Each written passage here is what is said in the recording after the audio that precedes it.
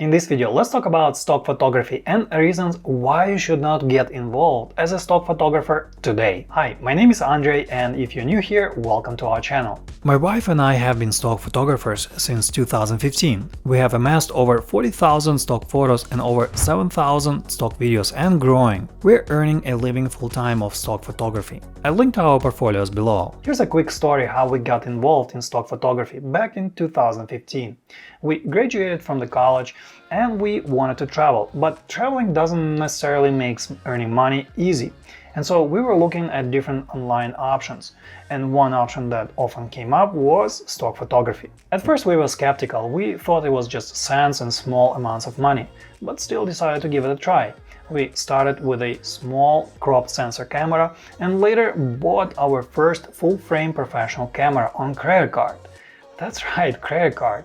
We bought it from Amazon when there was this promotion where you get 1 year financing at no interest. It was risky, but it paid off. Long story short, it turned out to be a smashing success. We were making enough to travel full-time in a matter of 3 years. We also added stock videos and time lapses to our arsenal, and that made things even better. At some point, our earnings from stock videos overcame our stock photos income. That was something I personally did not expect. Things were going great until 2020 came. To say the least, since then, if not for our uploading of new content, our income would have gone downhill big time. As a new or aspiring stock photographer, you're wondering whether it's even worth it to get involved in stock photography. Well, sadly, it's not 2015 anymore. To succeed in stock photography, it takes way more than before. But how did we get here? Stock photography is a maturing industry. There are too many stock photos chasing the same or slow-growing number of buyers. It's a bit different matter for stock videos, but for now, they will probably face a similar predicament. It was increasingly difficult for corporations like Shutterstock, Getty or PHOTO to satisfy their shareholders' expectations for growth. And so one way for them to grow their income was to cut costs. And of course, the biggest cost component for these companies is contributor payouts. And hence, there were a number of contributor payout reductions over the last 5 or so years. The next thing on stock photography platforms' agenda was to consolidate. By buying their competitors, these companies were able to hold on to their market share and perhaps even capture more buyers' dollars that way. After acquiring PHOTO and Invader, Shutterstock became an acquisition target itself. Getty made a tender to buy majority stake in Shutterstock not long time ago. The merger is pending. I looked at it from the contributor point of view in my recent video, you can watch here. And the final negative trend is AI generative images. And I myself use them sometimes for our YouTube video thumbnails. And I looked at some of them for licensing on different platforms, and some of the AI images, they don't look that very attractive. I don't view AI content as a perfect substitute for real images. Real places or real people will still be in demand, especially editorial content. But either way, AI generative images take market share from real images, whether stock photographers like it or not. I think that stock photography is that for casual shooter, unless you consistently invest your time to improve your photography skills on quality gear as well as consistently upload quality content. Stock photography will be a waste of your time, or you will be disappointed with the results like sales that you will get from that. When we started, we quickly realized that the quality of a content is the king, and there's a lot that goes into producing quality photos and videos. When we started, we 100% focused on stock photography, and our learning curve was steep. Still, we were able to overcome it in a matter of, I would say, 6 months up to a year. A lot went into that though. I spent hours and hours watching different tutorials on photography, Photoshop and After Effects. But most importantly, we were out and taking lots of photos and videos almost every day. Traveling was the cornerstone for that. We had some money scraped by and could afford to travel for a year. Because there's so much exciting stuff we saw and experienced as we traveled. Taking and accumulating content was easy. After making countless mistakes and going through rejections, we gradually got better and better. Why am I telling you this personal story? The thing is that without full dedication to stock photography, our overall progress would have been slow. our financial results would have been probably less impressive and taking much longer to realize. Here's another aspect of stock photography that make it less appealing. Before, you could have potentially made a respectable living with about 10 to 20,000 stock photos. That's right, thousands. Prepaid downloads were much higher before 2020. An average stock photographer could have easily earned around or close to $2 per asset per year. But since then, the pays per downloads were going down gradually.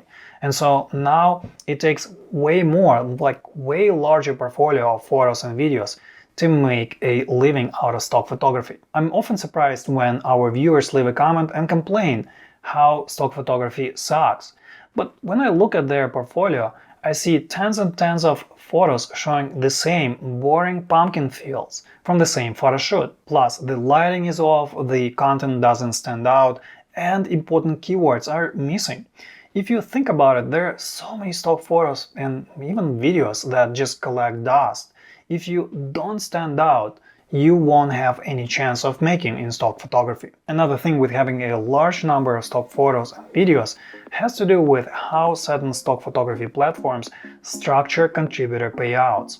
For instance, Shutterstock has those levels where they pay more the more of your content gets licensed in a given calendar year. And so this puts a casual contributor with a small portfolio at a big disadvantage. Small portfolio will take longer to go through those levels, and eventually they earn less. Again, it all comes down to that numbers game in stock photography.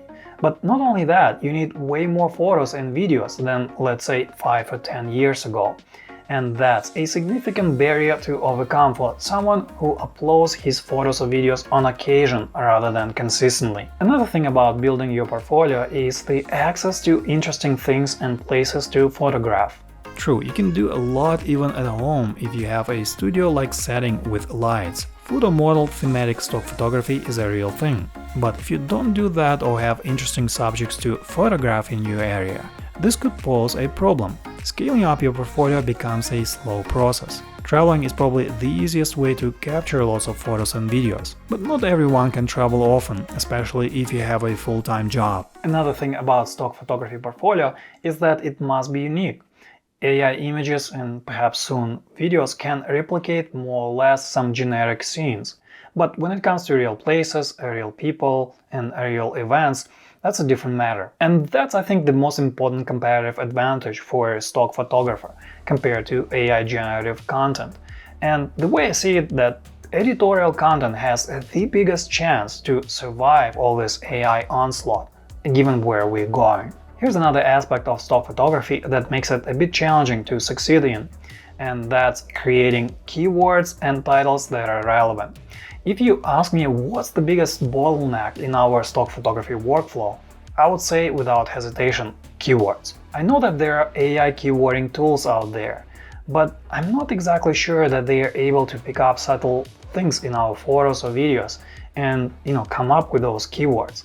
For this reason, for now, we stay away from them and do all the keywording and titling of our photos and videos ourselves. We made tutorials on keywording that you can watch here. We offer a lot of suggestions on improving this important aspect of stock photography. On top of it, we have automated embedding keywords and titles into stock photos, and we also submit CSV metadata file along with our videos. And if you don't know what I'm talking about here, you are probably doing things manually, like copying and pasting, which is very inefficient and time-consuming.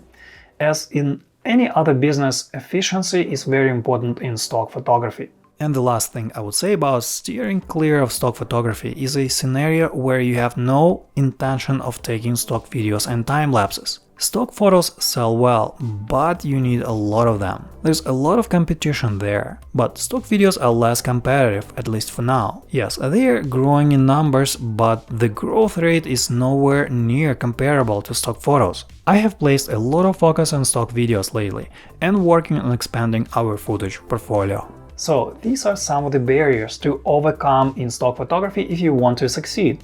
To summarize, improvement of your photography skills, consistent uploading of quality content and strong keywording are some of the cornerstones for success. Today, the speed an aspiring stock photographer must move with is much higher compared to 5 or 10 years ago.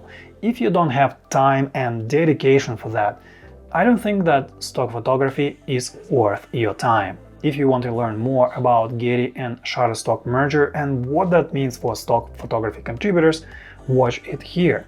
Also, like and subscribe to our channel for more insights on stock photography in the future. I will see you in the next one. Thanks for watching.